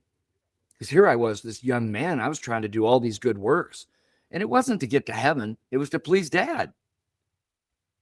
But when I no longer realized I had to please my earthly father, and I'm done with that, now it's like, wow. Now I can live a fulfilled life, and I've got dear friendships. I mean, depth of friendships that I never had before, that I truly care about human beings. And I mean, it's just great. Honestly, it flipped my life upside down. Yeah. because I didn't have to chase anything Yeah. anymore. Yeah. You're listening to the Pre-Zero Sports Talk. For more conversations on sports leadership, faith, performance, and innovation from Sweden to the world, visit prezerosportstalk.com. Before we shift gear and talk about the adoption and fatherhood, going through the book, on page 174, there is this $2 US dollar bill. I'm showing this to Oh, our listeners. What's yeah. the story behind that bill? The $2 bill is, and it's in my wallet right Yes. now. I've had it since the middle of September 2001. So the story is that the Kellogg School of Management at Northwestern had invited me to speak at the opening ceremony of the Executive Master's Program class for that fall in 2001. And they had booked me for it in early August, and it was going to be in mid September. Um, well, as we all know, September of 2001 has a lot of meaning for a lot of people worldwide because 9/11 happened. And it was the following week that I was supposed to speak. So here the headlines were America is attacked and everything. I mean, just incredible what was happening. And I'm thinking that the school is going to cancel, you know, this ceremony. But no, we're going forward with it. So I prayed now I'm praying about, okay, how do I got nothing. I mean, but I have to, because part of our program was around purpose in our business. So here I am. I'm going to be talking about purpose. I've got to talk about this. I cannot. So I prayed about it. How do I do this? And we were able to have a great discussion. It was this incoming students. Now, these are all executives. So this is the executive master's program. They're all executives and their spouses or partners. So it's families that are here at this meeting. And we had a great discussion about purpose, something bigger than ourselves, the role and responsibility of them all being leaders and how they could impact people, and especially after the devastating things that had happened the week before. And I had this gentleman come up to me afterwards. He wasn't one of the incoming students, he was a spouse. His wife was going to be one of the students. And he approached me and he said, he shook my hand and he thanked me. And he said, I want to give you this. And he said, I didn't know what this was at the time. He pulls out his wallet and he said, when I meet someone who impacts my life, I give them a $2 bill. And it meant so much to me, Sid, that $2 bill is in my wallet to this day, everywhere I go. And it has been. It's not as new looking as you can see from the picture, but that is the $2 bill. And it's in my wallet. Unless I lose my wallet one day or somebody steals it, it's going to be with me where I go because it's so meaningful to Yeah. me that you just never know when you're going to impact someone's life. And this isn't about me. That speech that day wasn't about me because I prayed about what to Yeah. say. I said, God, you got to tell me what to do because I've got nothing. I'm not that skilled. Again, I'm not the sharpest knife in the drawer. So how do you want to use me? And then he gave me the $2 Yeah. bill. Thanks for sharing that, Jack. Yeah. Thank you. You traveled to China and adopted your son. What was that experience like? Well, my wife and I had decided we wanted to adopt. And she injured her ankle Mhm. before we had gotten the call. First of all, we had gotten our login date in September of 2006, and we were going to get a girl because the whole story of the one child rule and most of the adoptions were Mm. girls. So we painted the room pink. We got all this art and everything, and we planned. God laughs, Yeah. right? Yeah. Um, so that's in September of 2006. In March of 2007, we get no, sorry. Oh no, yeah, there's a part of that in March of 2007. This is funny. We get a call from our agency that neither of the parents could be over a certain age in their 50s, and I was already there. And they said, "Oh, but you're okay." And I'm going, "Well, why are we okay?" And they said, "Well, because you've already got your login date. You are," and then this is the joke in my family, "You are grandfathered in." Haha. Because I'm old. I'm Yeah. older, obviously. So, all right. So now, fast forward March of 2008, we get a call from the agency. China has slowed down. It looks like it's going to be at least 2 years before. And she did not mean anything by what she says now, but she said it's going to be 2 years before you get a normal girl. Mhm. And we hung up the phone, and it was like, we looked at each other. What is What is normal normal? Yeah. when you're dealing in this? So I called her back, and she said, "Well, that just means it's a child that doesn't have any special needs." Mm. And well, tell me about special needs children. She said, "Well, it's the waiting child program, and it's children that have not been adopted yet." And I said, "Well, we're interested in that. Mhm. Can you send us some information about that?" So they sent us the information, and let's see if I can. I wish I had my wallet with me. It's in the other room, but I'll have this picture. Hang on just one second. I'll put this on the screen to share our listeners because it's right up. And so we get this picture. Yeah. He's 3.5 years Mhm. old, and that's all we had. And we did a letter of intent to get him, and they said, yes, you could get him. Uh, it'll probably be in about 3 or 4 months. You'll get a month's notice on when you can go to China to get him, um, and we'll let you know. And then, so in August, my wife injured her ankle. She had to have surgery, so she couldn't go. So I had to go by myself in September. And the week before I spoke, I had to speak at Oxford in Mhm. England for Estee Lauder. So I went to Oxford. They gave me they knew I was going to adopt, and I got an Oxford T-shirt for my son, and Nice. this is all in the Yeah. book. Yeah. And here I am going through Heathrow, and I have to buy because they told me that there's gratuities that you give are cigarettes to the Chinese officials. So I'm at Heathrow Airport. I'm the health and fitness guy, right? And I'm buying 3 cartons of cigarettes in Heathrow. I had no idea how expensive they were. And I fly back to Chicago, change suitcases, get a suitcase for him, and then fly to Guangzhou, China. And they put him in my arms. This was the picture. That was the moment that was the same afternoon they put him in my arms. He was so unhappy, he was just devastated. And we, you know, that's where I say God has a sense of humor. He's going to send this man in his mid 50s to China by himself. This man has struggled with love and relationships his whole life. And we're going to put a screaming 3.5-year-old in his arms that hates his Yeah. guts. I mean, He can't speak Mandarin and the child can't speak English. And we're going to teach you two how to love each other. there is so many for our listeners. There is so many beautiful, awesome pictures of Shan. The first one you showed us just recently, the one with there is one with the Oxford T-shirt.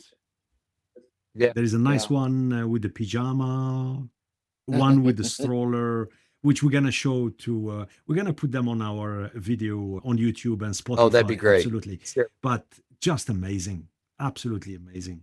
Yeah. And so it was the most powerful 2 weeks of my life. I will tell you, with all the achievements, with all the travel, with all the celebrities I've met, Mm. by far, that was the most important Yeah. weeks of How my did that life. moment change you as a man, Jack? Oh, I didn't Meeting know how meeting to Shan really for the love some. first time. Oh, I was scared to death because he's screaming that he's being kidnapped. I was an absolute Poor mess, him. Sid. Poor boy. We're in the civil affairs office in Guangzhou, and he's the last child that's brought Mm. out. All the others have been infants, and they bring him out and they introduce me as Baba, which is in Mandarin, this is your father. And he starts screaming at me that he's being kidnapped and they can't help him. And I mean, I'm just going, oh my God, I've got nothing. And I had sippy cups, I had food, I had toys. He wanted Nothing nothing to to, do with yeah, me, yeah. nothing to do with me. And we go he, the ride back to the hotel, he looks up, and I can't speak Mandarin, but he looks at our translator and he goes, "Yan Yao," which he has to pee. So I said, "Okay, are we going to stop at a hotel or something?" Because we're in traffic. And the translator says, "No, we're going to stop right here. You can use that palm tree over there." So that was my introduction to my son potty training. We go pee on a palm tree together and get back on the van, go to the hotel. Translator goes up to our room with us and shows him a toilet for the first time. He's never seen a toilet. All he has ever seen is the flat receptacle in the Yeah. floor. And he's still crying. And the translator says, "All right, Mr. Groppel, I have to leave now." And I said, "No, you don't have to leave." I offered him $1,000 in Y- cash. I said, "I'll give you a thousand Yeah. dollars. Stay a couple more hours with me." He says, "No, I have to leave. I can't take your money. I'll lose my job." Yeah. And I'm going, he says, "But there's two things you have to know." I'm going, "What?" I mean, I'm literally apathetic right now. Like, what? Well, he's 3.5 years old. He knows how to unlock the door. He will try to run on you tonight. Mm. What do I do with that? And he says, and I said, "Well, what's number two?" He said, "Well, whatever you do, don't give him a bath." And he was filthy, Sid. And I said, "Well, why not?" He says, "Because it'll push him further away from you." Wait. And I said, "Okay, no bath." So the the translator leaves. So I order room service for us. The poor kid is still grieving. He's crying. And I just it now we get the sandwich. So I split the sandwich and he's eating. He's trying he can hardly eat. Now the whole time I'm watching him and I'm thinking, I'm trying to be an escape artist because if this kid can unlock the door and there's a crib in the room, because if you're an adoption family, they don't know how old your child is. He doesn't need a crib, obviously. So I'm going, okay, here's what we're gonna do. After we eat, put the tray outside. I'll have him help me. We'll put the crib in front of the door because I'm a light sleeper. If he tries to bolt, he'll move the crib and I'll be able to get him before he gets out the door. So we make a game out. We move the crib in front of the door. And then I put him on the edge of the bed and I put cartoons on. And they're obviously in Mandarin. And I go sit. This is a hotel room with a king size bed. And I go sit at the desk and I'm looking at my son, still weeping. And I prayed, "God, what do you want me to do?" Because I don't know To what do, to yeah. do. And I felt on my heart, give him a bath. And I honestly did this in English. I looked up at the ceiling and I pointed. I said, "Did you hear what the translator said? I'm going to ask you one more time. What do you want me to do?" And I felt on my heart, "You've got to give him a bath." And I said, "Okay, here we go." So I take him in the bathroom and he starts screaming. He's so scared. So I make a conscious decision. I'm not going to wash his hair, no soap in the eyes, no private parts. I'm just going to wash his feet and wash his shoulders. And then I get him out of the tub. I help him towel off and I put him in a pair of pajamas that I'd brought with me. I give him a sippy cup of apple juice, said not another tear, and he slept right next to me the entire night. Wow. And that was a total answer to prayer Yeah. because I was told by everybody who's smart not to give him a bath. And the fact that I gave him a bath brought him closer to me. Fascinating. Fascinating. Yeah. And again, we go back to what we discussed earlier. Don't be afraid. Even though you're afraid, don't let Don't let fear fear. run how you make decisions. Stay in the moment, let God lead, do what you know is right. Even if you're struggling with your faith, do what you know is morally right Trust our Creator. and care Trust the Lord. right. Do what is right, and you will be okay. Mhm. And I guess from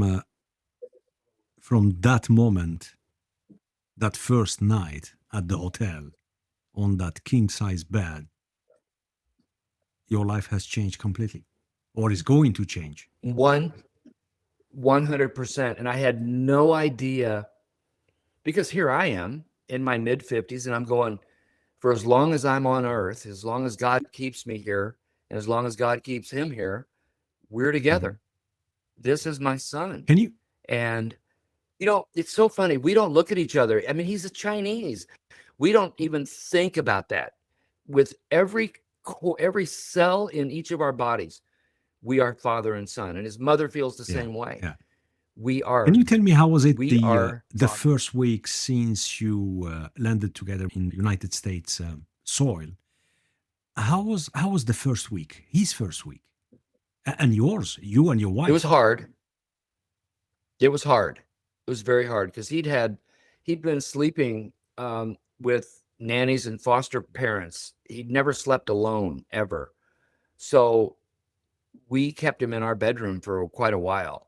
And then when we transferred him into his room, I actually slept on the floor in his room for a few nights. And then I slept in the hallway for a few nights so he could see me before we ever let him. So there was a huge transition for everybody, for his mom, for his brother, for me, his brother, my stepson, for me. It was just a huge transition. Um, How did he react to your wife but the first time? they struggled. Mm. They struggled. I think they would both tell you they struggled because, and my heart goes out to her. I mean, obviously my heart went out to him. But my heart goes out to her. Can you imagine? She's had her own biological child, and now your husband goes to China And by himself and bonds with this child for 2 weeks, and now shows up on your doorstep. Hello, honey. Here's your son for the rest of your life. And now they've got to start that whole process over again.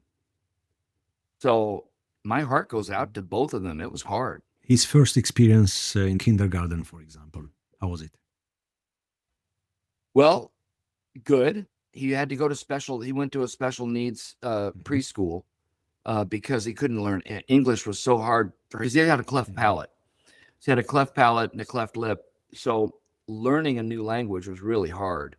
So he went to a special needs preschool, but then or kindergarten, but once he, then right after that first year, though, he was assimilated into Regular regular school, school yeah. and he's done beautifully. He's a junior at the University of Iowa right now with a double major. Mhm. I mean, he's doing great, Do, living his best do you life. remember his first Thanksgiving, Christmas, Easter, Yeah, they the were 4th of July? interesting because he was still learning English. His Yeah, first Thanksgiving, we'd gotten him in September. So English was still difficult difficult, for him, yeah. but he was learning. Um, he,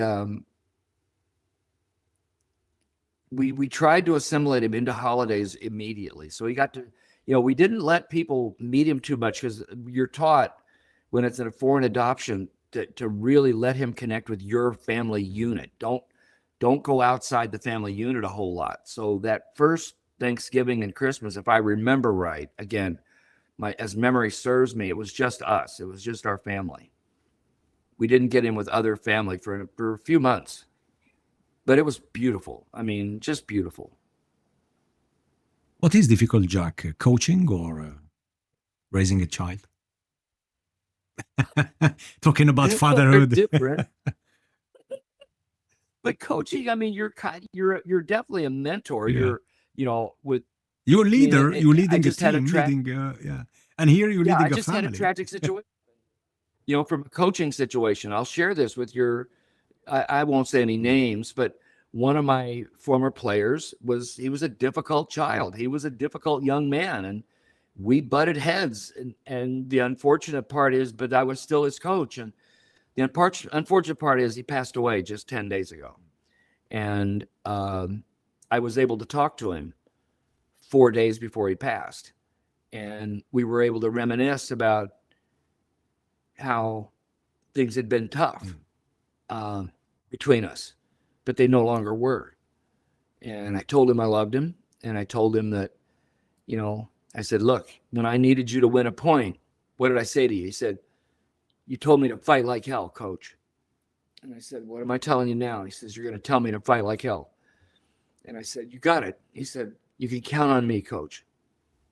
And he did pass away 40 years later. But the point is that when you're coaching is a huge responsibility. Being a coach is I never took being a coach lightly, nor do I to this day, or a mentor. But being a coach is a huge responsibility because you're influencing a young person's life, and you are a huge influence in that person's life. So, um, but it's certainly different than fatherhood. I mean, being a father was a level of responsibility that I'd never And a had. blessing. But blessing, what a blessing to have had. Jack, you decided to climb Mount Kilimanjaro at age 65. And I repeat again, folks, 65. He decided to take up that challenge with your son, With artificial knees, with with artificial artificial knees. knees. My son was Just tell 12 me years old. how on earth you took that decision. What was the drive behind? What's the reason? And just why? Well, you're starting to learn a little bit about me, Sid. I'm a little bit eccentric, right? I'm a little Well, bit different. There's thanks not to the many book humans. again. Yeah, there's not many humans on the planet like me, Sid. So I get that. But there are a lot of people that have experiences like Mhm. me. And that's why I wrote the book. Um, my my dad, when I was 20 years old, I'll never forget it. He called me and he said, "Tell your coach you're not going to play many tournaments this year because." And I said, "Why?" Because it was going to be my senior year and I'd been injured my junior year. And he said, "We're going to drive to Alaska." And I said, "What? We're going to do what?" He said, "We're going to drive to Alaska." Now, we live near St. Yeah. Louis, remember? I'm going, "Dad, how long is this going to be? And this is just you and me?" "Yeah, we're going to drive, just you and me. I'm going to put a cover over the truck, the back of the truck, and we'll put a couple of cots in there for us to sleep. You'll cook every night. I'll do the dishes." And I'm going, "Dad," he goes, "I think we can do it in 6 weeks." And I'm going, "Dad, how far are we going to be driving?" He says, "I think it's a little over 4,000 miles." And I said, "Dad, this will not end well. Dad, I think this is going to be homicide. Mm. I think one of us will kill each other." He says, "Well, I don't think so. We got to do this." So we did it. And there were some tough moments that I tell the reader about in the book, but that was the beginning of a years long process of my dad reconciling with me and I reconciling. And it was because of and when my dad died, the pastor that gave the eulogy at my dad's funeral said that all dad ever talked about was the trip to Alaska. So I get my son, and I'm obviously an older father, and his mom and I had gotten divorced. Now let's let the listener understand that there's that situation, and I wanted to do something with my son that was memorable for he and I, like Alaska for my dad and I. But you've gotten to know me now. I'm kind of a go big or go home kind of a guy. So I started researching what could we do as an adventure.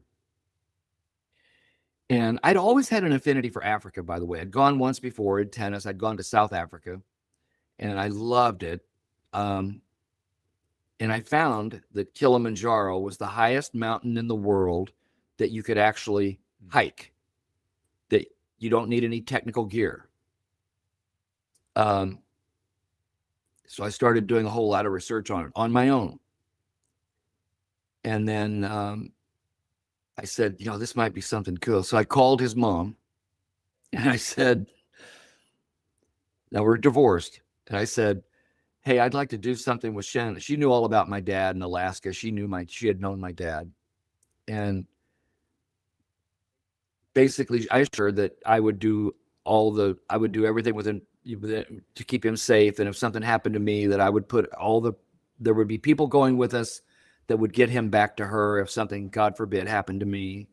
I took her through all of it because I tried to prep. And then she said, "All right, sounds good." And then we hung up. And I called her back and I said, "Hey, I haven't even talked to him about this yet. So do you mind not saying anything to anybody?"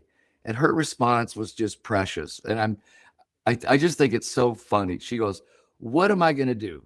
What am I going to do? I'm going to call everybody and tell them, what does this blanking idiot want to do now?" You know, and I just think that's kind of me. I mean, that's kind of the people that know me. What does this blanking idiot want to Yeah. do now? you know. So I took our son to Rocky Mountain National Park. I didn't ask him. I wanted to see how, because remember the cleft palate, I didn't know how he'd respond Mm. to altitude. And we hiked at Rocky Mountain National Park for a week, and he did really well. We were at 12, 14,000 feet. Now, understand Kilimanjaro's a mile Yes. higher. It's 19,341. There's nothing in the continental United States. And I wasn't going to take him to Alaska to climb Denali. Um, so we're at Rocky Mountain National Park and hiking gone well. I said, would you like to go higher? He goes, sure. How much higher? I said, about a mile vertically. He goes, where? And I said, now he's only 11 years old. We'd do it next year. We'd have to train, but we would go to Africa. Yeah, let's do it. So now the wheels are Yeah. all set. Everything's in motion. I was working for Johnson and Johnson at the time, and I got 3 colleagues at J&J. I got a couple of friends who his mom knew. So I was surrounded by people that if something happened to me on the mountain, that we would get him back to Yeah. her. Um, and everything was put into place. In fact, on the day I started climbing on Kilimanjaro, J&J had a global movement challenge. So the chief human resource officer had a global hall meeting, and everybody had their own movement monitors on their wrists and everything. They were all tracking me and our team climbing on Wow. Kilimanjaro.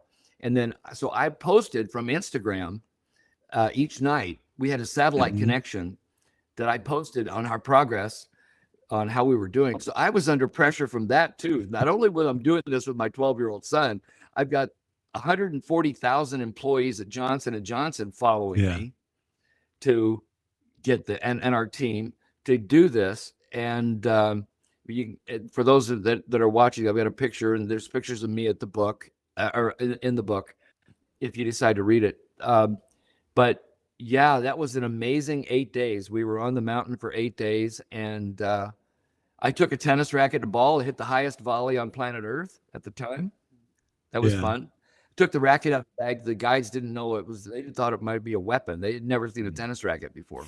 Now, reaching the summit, did it feel like a closure or a new beginning? 100% a new beginning. 100%, not closure at all. It was like when I got there, it was almost like when I got my PhD, and Robert Singer, my dissertation advisor, who I mentioned earlier, he put his arm around me and he said, now you realize how much you don't know. It was like there's an open frontier out there. And that was the same feeling I had on top of Kilimanjaro, that yes, we accomplished it, but it wasn't like the past. Like I wasn't saying what's next. It was like, wow, this is really cool that Chen and I were able to do this, father and son. And I just wanted it to sit in. I didn't want to think what's next. I wanted this. So a lot of people say, well, what's next as far as a mountain? I'm going, none. I'm done with mountain climbing, you know. And that surprises people because they just know who I am or who I've been in my past. People that know me think, well, there's got to be another one. Why wouldn't the blanking idiot want to do Everest? I mean, Yeah. well, Why even the sharpest knife in the drawer it doesn't need to doesn't? do Yeah. Everest. Yeah. Why did you choose the title Mountains Within? Well, as I was on Kilimanjaro, that I mentioned this earlier, that I realized that everything I had faced, the difficulties with my dad, the difficulties with marital relationships, the difficulties that I'd had, yet all the accomplishments, the biggest mountain wasn't the mountain I was on at that time, that external mountain. The biggest mountain was the one within me. And I'll never forget when we were on the mountain the second night, we were at about 12,000 feet, and the skies cleared, the clouds cleared, and we saw the summit of Kilimanjaro for the first time. And all I went was, "Oh, you got to be kidding me!" I mean, it was so far away and it was so high, and I'm just going, "There's no way." And I said, "This is exactly like my life. There's all these mountains," and I said, "If I look at that so far away and so high, I cannot Yeah. do it." but I can take the next step. Mm. I can put one foot in front of the other, and I can keep doing that. Too many parents today push their kids hard to fit in within the society, the community. Although we lost sense of community, I believe they push hard at school, they push hard in sports. What is your perspective on that, Jack? Well, let me begin with my what I've done with Mm. my son, and then let me give an overall perspective. When I adopted my son, and when he started showing an interest in sports, and I said to him, now everybody, all your listeners know my tennis background. I'm in 3 tennis coaching halls of fame. I've really done a lot in tennis. This is how I spoke with my own child. I said, buddy, if you want to learn to play tennis, I will hire someone to teach you and to be your coach because I'm going to be your Yeah. dad. So I want everybody to understand that as the baseline. That even though I'm qualified, I wasn't going to be his tennis teacher. I didn't want to have any I didn't want to have any blur between being a sport coach and dad. I wanted to be dad. And then if Shen were here, my son, that was his last name in Chinese. We made that his first name, Shen. If Shen were here with us right now, you could ask him what was the first thing I ever taught him when we were in China. You know what he would tell you, Sid? Now this is a 3.5-year-old who doesn't know any English whatsoever. I taught him how to shake hands, look somebody in the eye and say, hi, how are you? And then it was, Yeah. hi, I'm Shen. How are you? With eye contact and squeezing. He would tell you that was probably the most significant lesson he got in China. Mhm. Now, why am I telling you that? Because parents, it's not about pushing your kids to be great in sport. But yes, you should push them. But what is it that you push them at? You push them at being great in character, helping them understand who they are. They should be playful as children. They should have fun. They don't need to specialize. You know, it'll happen. My life is a perfect example of it will happen if it's meant to be. I fell in love with tennis. I taught myself to play.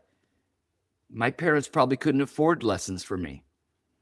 They couldn't afford it. My aunt was fairly wealthy. She was the one that gave me all my rackets and all my shoes. It wasn't my parents. They couldn't afford it.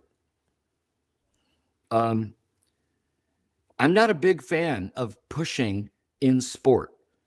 I'm a huge fan of being a great parent. And I think it's about character because at the end of the day, if your child loses a sporting event, you don't want them being concerned if you're disappointed in them about how they performed in that sport, unless they performed badly. Like if they cheated on a line call, or they started screaming, or they called somebody a name, or they cursed, that's where you come in as a parent. But that's about character. That's not about the sport. And I hope I'm not, I want to be really, really clear on this. You're the parent and you are responsible for character issues, but you're not responsible on whether they win or lose in a sport. And yeah, I get it that you might want them to be good and practice. And that's, again, are you doing it for them to be good in the sport, or are you doing it for them to improve their Yeah. character? Yeah. So I'm pretty strong-willed about something like this because I've seen way too many parents ruin their relationships with their children because they're trying to be both coach and parent. Yeah. And more and more. We've seen it quite. We Now I've seen some do it. I've seen a few do it, but not so many. many. Yeah. Yeah. Jack, after everything you've experienced, success, struggle, transformation, what do you believe is the real purpose of our time here? To glorify God in all that we do, to be whatever God created you to do, I mean, that's my mission statement. It's in my book. I mean, whatever it is God created you to do, if He's created you to be a spouse, you be the best spouse you can be. If He's created you to be a friend, you be the best friend you can be. If He's created you to be a parent, you be the best parent you can possibly be. If you're a godparent, you be the best godparent you could possibly be. Whatever it is God's created you to do, you deserve to do it to the best of your ability. Jack Groppel, thank you so much for sharing your insights on performance, purpose, faith, and redefining success. It has been a pleasure having you on the show.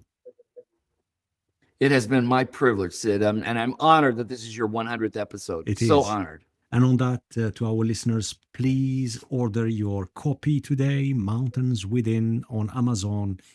Again, you won't be disappointed. It's a must have, must read.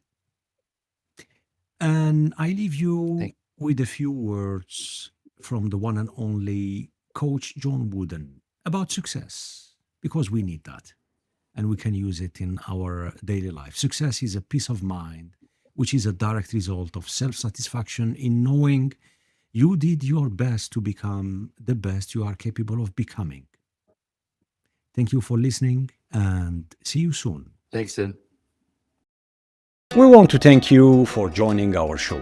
If you enjoyed this episode, we have more for you. You can now watch the entire episode on our YouTube and Spotify channels. While you're here, subscribe and don't forget to tap the bell. Visit prezerosportstalk.com to explore more conversations on sports, leadership, faith, performance, and innovation. From Sweden to the world. Until next time, stay curious, stay inspired, and make a difference. We'll see you soon. Take care.